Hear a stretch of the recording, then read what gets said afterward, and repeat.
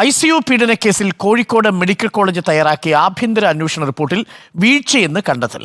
അതിജീവിത പറഞ്ഞ മുഴുവൻ കാര്യങ്ങളും ഡോക്ടർ പ്രീതി അന്വേഷണ റിപ്പോർട്ടിൽ ഉൾപ്പെടുത്തിയില്ല. അതിജീവിതയെ പരിശോധിക്കുമ്പോൾ ഡോക്ടർ പ്രീതിക്കൊപ്പം ജൂനിയർ ഡോക്ടർ ഉണ്ടായിരുന്നുവെന്ന വാദവും പ്രത്യേക അന്വേഷണ സംഘം തള്ളി. പ്രീതിക്കെതിരെ നടപടി സ്വീകരിക്കണമെന്നാവശ്യപ്പെട്ട് മുഖ്യമന്ത്രിയെ സമീപിക്കുമെന്ന് അതിജീവിത റിപ്പോർട്ടറിനോട് പറഞ്ഞു. പ്രതികരണം. ദർശൻ സാറ് കണ്ടെത്താത്ത പല കാര്യങ്ങളും സാറ് കണ്ടെത്തിയിട്ടുണ്ട്. അപ്പോൾ ഞാൻ പറഞ്ഞ കാര്യങ്ങൾ ശരിയായിട്ട് എനിക്ക് അനുകൂലമായിട്ടുള്ളൊരു റിപ്പോർട്ടാണ്. അപ്പോൾ അതിൽ വളരെയധികം സന്തോഷമുണ്ട്. അല്ല, ഒരു ഡോക്ടറും ഇതുപോലെ ചെയ്യാൻ പാടില്ലല്ലോ. അവരുടെ ഡ്യൂട്ടി സത്യസന്ധമായിട്ട് ചെയ്യേണ്ടതുണ്ട്. അപ്പോൾ അതിന് എന്തായാലും ഒരു പരാതി കൊടുക്കുന്നുണ്ട് CM-ന്. വിവരങ്ങളുമായി VS രഞ്ജിത്ത് നമുക്കൊപ്പം ചേരുന്നുണ്ട്. VS Ranjith, very good morning. ഇപ്പോൾ ഈ അതിജീവിതയുടെ അഭിപ്രായത്തിൽ ഈ അന്വേഷണ റിപ്പോർട്ട് അതിജീവിത ഉയർത്തിയ വാദങ്ങൾ ശരിയാണെന്ന് തെളിയിക്കുന്നതാണ്. ഡോക്ടർ പ്രീതിക്കെതിരെ ഗുരുതര വീഴ്ചകൾ ഉണ്ടായിട്ടുണ്ട് എന്നതാണ് കണ്ടെത്തൽ. ഇതിന്മേൽ നടപടികൾ ഉണ്ടാവാത്തതിനാൽ ഇനി മുഖ്യമന്ത്രിയെ കാണാനാണ് നീക്കം. എന്നത്തേക്കാണ് മുഖ്യമന്ത്രിയെ കാണുക? എന്താണ് അതിജീവിത പറയുന്നത്?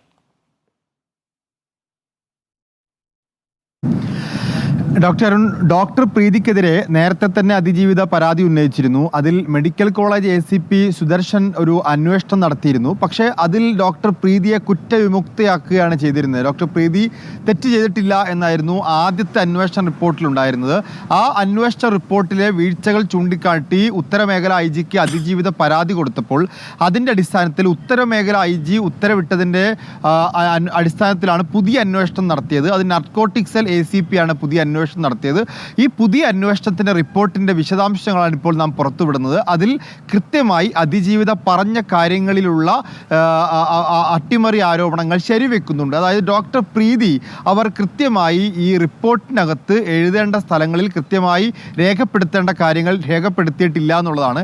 രണ്ട് കാര്യങ്ങൾ ഈ അന്വേഷണ റിപ്പോർട്ടിൽ ഡോക്ടർ പ്രീതി രേഖപ്പെടുത്തിയില്ല എന്ന് പറയുന്നു. ഒന്ന്, ഈ ഒരു പീഡനത്തിന്റെ തീവ്രത സംബന്ധിച്ച് അതിജീവിത പറഞ്ഞ മുഴുവൻ കാര്യങ്ങളും ആ അതിജീവിതയുടെ മൊഴി രേഖപ്പെടുത്തേണ്ട സ്ഥലത്ത് രേഖപ്പെടുത്തിയിട്ടില്ല. അതിജീവിത മറ്റ് കുറ്റാന്വേഷണം നടത്തിയ പോലീസ് ഉദ്യോഗസ്ഥരോടൊക്കെ നടത്തിയ കാര്യങ്ങളൊക്കെ തന്നെ പ്രീതിയോടും പറഞ്ഞിരുന്നു.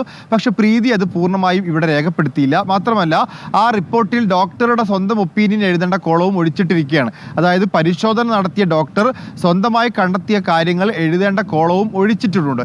അതുകൊണ്ട് തന്നെ ഈ ആഭ്യന്തര അന്വേഷണ റിപ്പോർട്ട് അപൂർണമാണെന്നും ഇതിൽ പൂർണ്ണമായി വിവരങ്ങൾ രേഖപ്പെടുത്തിയിട്ടില്ല എന്നുള്ള അതിജീവിതയുടെ പരാതി ശരിയാണ് എന്നുള്ളതുമാണ് ഇപ്പോൾ നർക്കോട്ടിക് സെൽ ACP നടത്തിയ അന്വേഷണത്തിൽ കണ്ടെത്തിയിട്ടുള്ളത്. മാത്രമല്ല, ആദ്യം റിപ്പോർട്ട് സമർപ്പിച്ച ACP തൻ്റെ റിപ്പോർട്ടിൽ സാക്ഷിയായി അവതരിപ്പിച്ചിരിക്കുന്ന ജൂനിയർ ഡോക്ടർ ഫാത്തിമ ബാനു യഥാർത്ഥത്തിൽ അതിജീവിതയെ പരിശോധിച്ചിട്ടില്ല.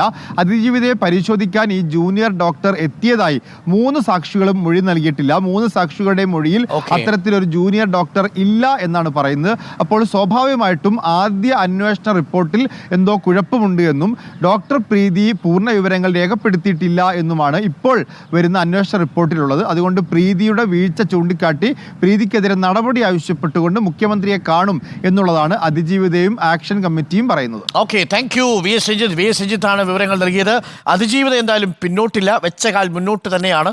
മുഖ്യമന്ത്രിയെ കാണാൻ പോകുന്നു അതിജീവിത എന്നുള്ളതാണ്. ഡോക്ടർ പ്രീതിക്കെതിരെ നടപടി ആവശ്യപ്പെട്ടാണ് മുഖ്യമന്ത്രിയെ കാണുക.